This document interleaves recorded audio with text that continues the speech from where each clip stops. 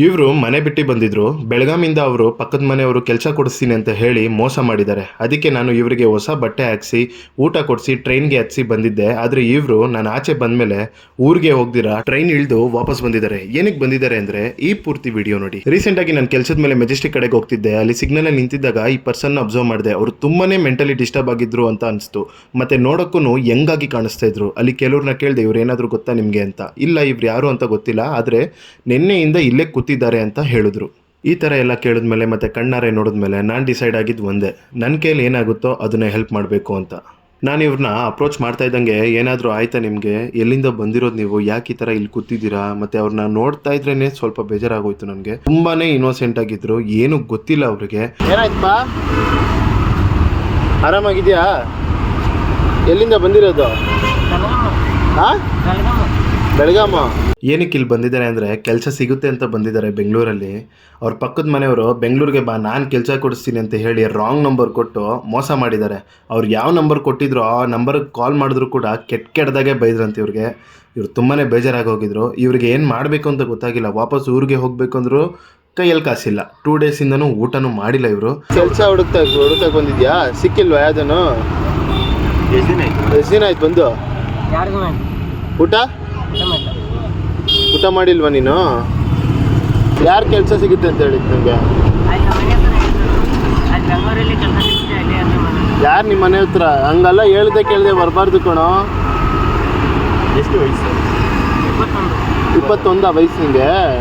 ಜ್ವರ ಏನಾದ್ರು ಬಂದಿದ್ಯಾ?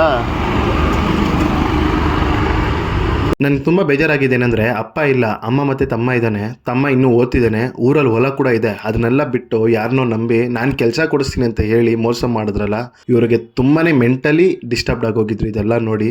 ಅದಕ್ಕೆ ಅವರು ಕೂತಿದ್ದ ಜಾಗದಲ್ಲೇ ವಾಶ್ರೂಮ್ಗೆಲ್ಲ ಹೋಗ್ಬಿಟ್ಟಿದ್ರು. ಮನೆ ವಾಸನೆ ಬರ್ತಿತ್ತು. ಅದಕ್ಕೆ ಫಸ್ಟ್ ಸ್ನಾನ ಮಾಡ್ಸೋಕ್ಕೆ ಅಂತ ನಾನು ಕರ್ಕೊಂಡು ಹೋದೆ. ಏನು ಓದಿರ ನೀನು?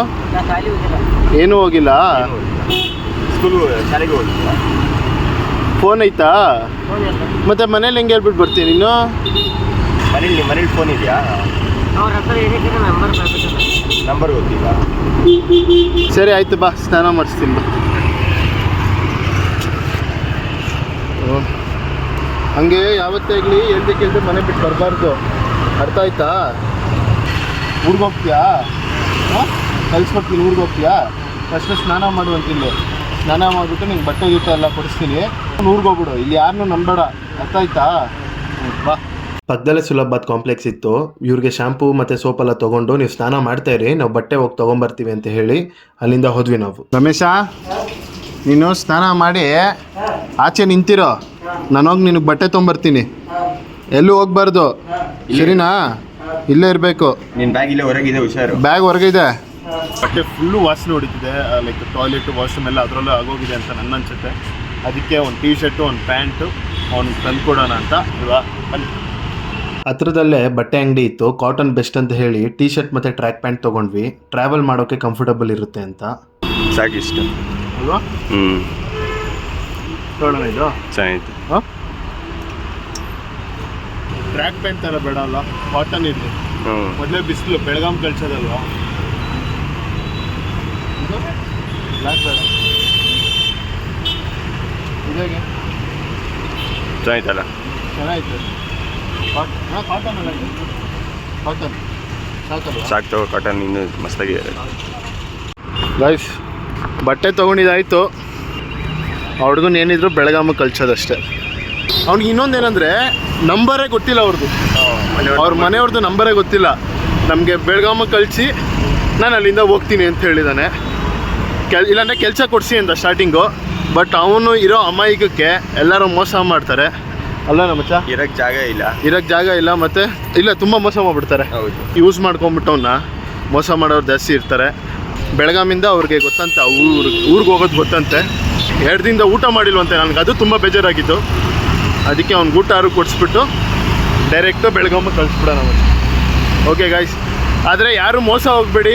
ಬೆಂಗಳೂರಲ್ಲಿ ಕೆಲಸ ಸಿಗುತ್ತೆ ಅಂತ ಸಿಕ್ಕಿದ್ರೂ ನಿಮ್ಮ ಫ್ಯಾಮಿಲಿಯವ್ರಿಗೆ ಗೊತ್ತಿರೋರು ಇದ್ದರೆ ಏನೋ ಅನ್ಬೋದು. ಅವ್ನು ಯಾರೋ ಅವ್ರ ಮನೆ ಪಕ್ಕದಲ್ಲಿರೋ ಮನೆಯವ್ರನ್ನ ನಂಬಿ ಇಲ್ಲಿಗೆ ಬಂದಿದ್ದಾನೆ, ಮೋಸ ಹೋಗಿದ್ದಾನೆ. ನಾವು ಬರೋಷ್ಟರಲ್ಲೇ ಅವರು ಸ್ನಾನ ಮಾಡಿ ರೆಡಿಯಾಗಿ ಆಚೆ ನಿಂತ್ಬಿಟ್ಟಿದ್ರು. ನಾನು ತಿರ್ಗಾ ವಾಪಸ್ ಹೊರಗಡೆ ಕರ್ಕೊಂಡು ಹೋಗಿ ಹೊಸ ಬಟ್ಟೆ ಹಾಕಿಸಿ ಊಟಕ್ಕೆ ಅಂತ ಅಲ್ಲಿಂದ ಹೊರಟ್ವಿ ನಾವು. ಸಾಕ ಇಷ್ಟ ಆಯಿತು? ಇನ್ನೂ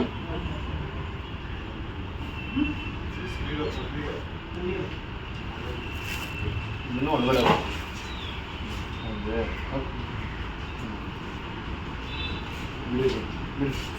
ಲೂಸ್ ಐತಾ ಕರೆಕ್ಟಾಗಿ ಐತಾ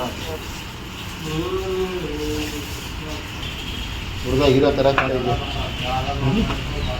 ನಾನು ಏನು ತಿಂತೀಯ ವೆಜ್ ತಿಂತೀಯ ಅಂತ ಕೇಳಿದೆ, ಆದರೆ ಅವರು ನನಗೆ ನಾನ್ ವೆಜ್ ಕೊಡಿಸಿ ಅಂತ ಕೇಳಿದ್ರು. ಸರಿ ಆಯಿತು ಅಂತ ಹೇಳಿ ನಾನ್ ವೆಜ್ ಅಂಗಡಿಗೆ ಹೋದ್ವಿ. ಅವನಿಗೆ ನಾನ್ ವೆಜ್ಜೇ ಬೇಕಂತೆ, ನಾನ್ ವೆಜ್ ತಿಂತಾನಂತೆ.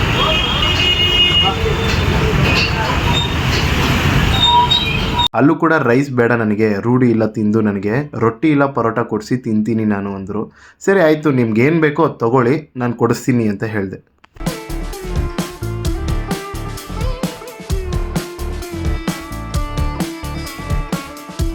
ಊಟ ಎಲ್ಲ ಆದಮೇಲೆ ಡೈರೆಕ್ಟ್ ಪೊಲೀಸ್ ಸ್ಟೇಷನ್ಗೆ ಹೋದ್ವಿ.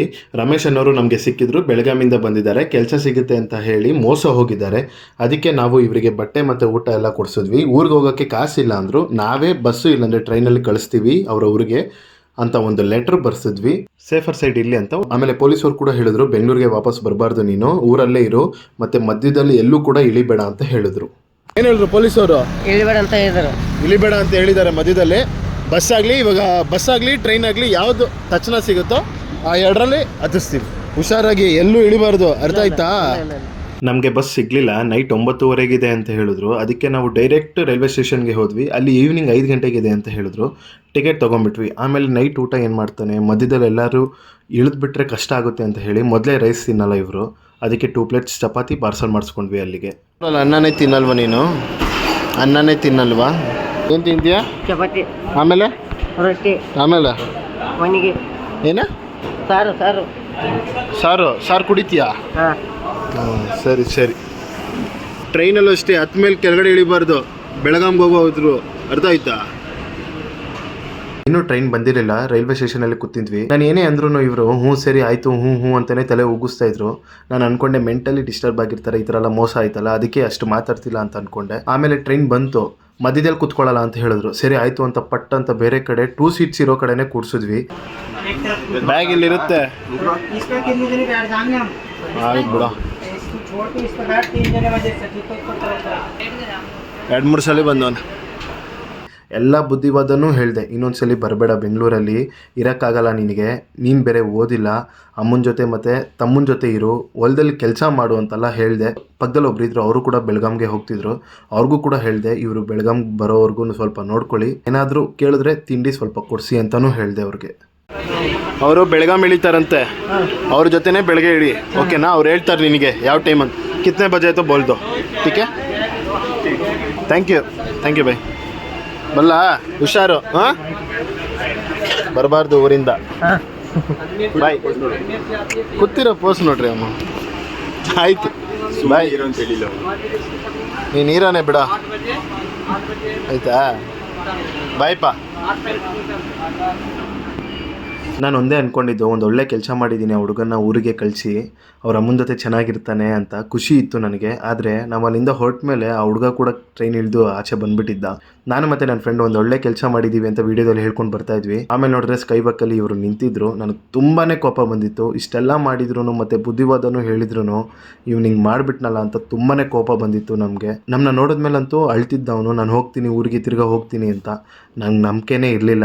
ನಾವು ಡೈರೆಕ್ಟಾಗಿ ಅವನ್ನ ಕರ್ಕೊಂಡು ಪೊಲೀಸ್ ಸ್ಟೇಷನ್ಗೆ ಹೋದ್ವಿ. ಸರ್ ಈ ಥರ ಟ್ರೈನ್ ಹತ್ತಿಸಿದ್ವಿ, ಅವನು ವಾಪಸ್ ಬಂದಿದ್ದಾನೆ ಅಂತ ಹೇಳಿದ್ವಿ. ಪೊಲೀಸರು ಕೂಡ ಬೈತಿದ್ರು ಅವನಿಗೆ, ಅವ್ನು ಅಳ್ತಿದ್ದ, ತುಂಬಾ ಅಳ್ತಿದ್ದ. ಸರ್ ಇಲ್ಲ ಹೋಗ್ತೀನಿ ಸರ್, ಟಿಕೆಟ್ ಇದೆ ಅಂತ. ಸರ್ ನಾವಿನ್ನು ಹೊರಡ್ತೀವಿ ಅಂತ ಪೊಲೀಸವ್ರಿಗೆ ಹೇಳಿದ್ವಿ. ಪೊಲೀಸರು ಕೂಡ ನೀವು ಹೊರಡಿ ಅಂತ ಹೇಳಿದ್ರು. ನಾವು ಅಲ್ಲಿಂದ ಹೊರಟು ಬಂದುಬಿಟ್ವಿ. ನನಗೆ ಗೊತ್ತಿರೋ ಪ್ರಕಾರ ರಮೇಶ್ ಕೂಡ ಊರಿಗೆ ಹೋಗಿರ್ತಾನೆ ಅಂತ ಅನಿಸುತ್ತೆ. ಟಿಕೆಟ್ ಇತ್ತು ಅವನ ಹತ್ರ ಆಲ್ರೆಡಿ. ರಮೇಶ್ ನೀನು ಎಲ್ಲೇ ಇದ್ರು ಚೆನ್ನಾಗಿರು, ಖುಷಿಯಾಗಿರು ಅಂತ ಕೇಳ್ತೀನಿ ಅಷ್ಟೇ. ಈ ಸಿಚುವೇಶನ್ ಆಗಿದ ತಕ್ಷಣ ನಾನು ಬೇರೆಯವ್ರಿಗೆ ನನ್ನ ಕೈಲಿ ಏನಾಗುತ್ತೋ ಅದು ಸಹಾಯ ಮಾಡೋದಂತೂ ನಿಲ್ಸಲ್ಲ ನಾನು. ಇದೇ ಥರ ನನ್ನ ಕೈಲಿ ಏನೇನಾಗುತ್ತೋ ಅದೆಲ್ಲ ನಾನು ಹೆಲ್ಪ್ ಮಾಡ್ತಾ ಇರ್ತೀನಿ. ನಿಮ್ಮ ಸಪೋರ್ಟು ನನ್ನ ಮೇಲೆ ಇರಬೇಕು. ಪ್ಲೀಸ್ ನಿಮ್ಮ ಫ್ಯಾಮಿಲಿಗೂ ಶೇರ್ ಮಾಡಿ, ಫ್ರೆಂಡ್ಸ್ಗೂ ಶೇರ್ ಮಾಡಿ. ಈ ವಿಡಿಯೋ ನಿಮ್ಗೆ ಇಷ್ಟ ಆಗಿದೆ ಲೈಕ್ ಮಾಡಿ, ಶೇರ್ ಮಾಡಿ, ಸಬ್ಸ್ಕ್ರೈಬ್ ಮಾಡಿ. Signing off.